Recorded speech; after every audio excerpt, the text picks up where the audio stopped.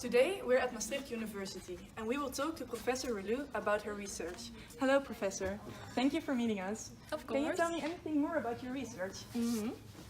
Well, I'm investigating the influence of fasting on oxidation rates of carbohydrates and fats. Oh, that sounds really complicated. And how are fats and carbohydrates used for oxidation? Well, in a postprandial state, that is the state where a meal has been consumed, so there's a lot of glucose in the blood. In this state, glucose will be used for oxidation. And when someone has not eaten for a while, he is fasted, so glycogen is then broken down to glucose and is used for oxidation. But however, when the glycogen supply runs out, so the oxidation of fats will take over. Okay, thank you for explaining that. And what do you expect the outcome of your experiment will be? Well, I expect that the fasted individual will have a higher fat oxidation, while the individual in the postprandial state will have a higher carbohydrate oxidation. Okay, and how will you conduct your research? Well, 2 participants have been included in this experiment, and both participants are male. And the age of the participants are 21 and 23 years old. The experiment will take place at Maastricht University. And of the day of the experiment, the 2 participants will stay fasted. Thus, their last meal will be the night before.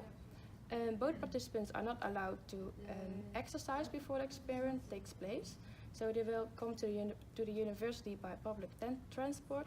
And to prevent the dehydration, both participants could drink water.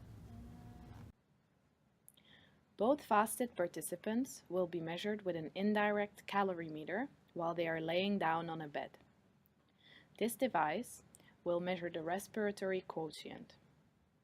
This quotient stands for the volume of carbon dioxide evolved to that of oxygen consumed by an organism. The participants will firstly be measured for 30 minutes. After the first measurement, one of the participants will eat a meal. This meal consists of 2 sandwiches with cheese and a cup of milk.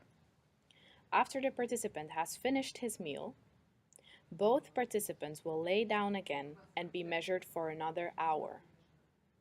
This will show the change in the fasted and postprandial metabolism in the body. The values of the indirect calorimeter will be analyzed and results will be formulated. In the graph depicted on the screen, you can see both an orange and a blue line. The blue line represents the values of the respiratory quotient of the fasted participant. This quotient decreases after a couple of minutes, approximately reaching its plateau as the participant's rate of inhaled oxygen and exhaled carbon dioxide do not increase.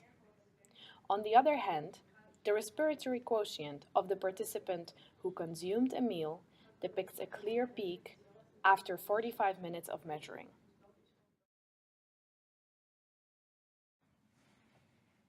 As for oxidation of specific macronutrients in the body, the fasted participant's carbohydrate metabolism decreases over time.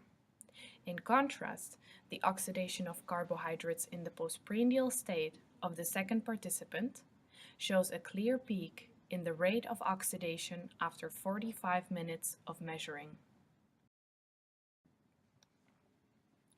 The fat oxidation in the body of the fasted participant seems to increase after 30 minutes of measuring, while the fat metabolism of the participant in the postprandial state shows firstly a decreasing pattern.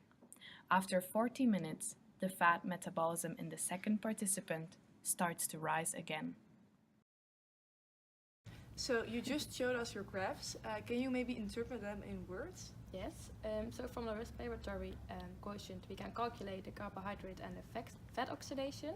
You saw the increased line from the subject in postprandial state.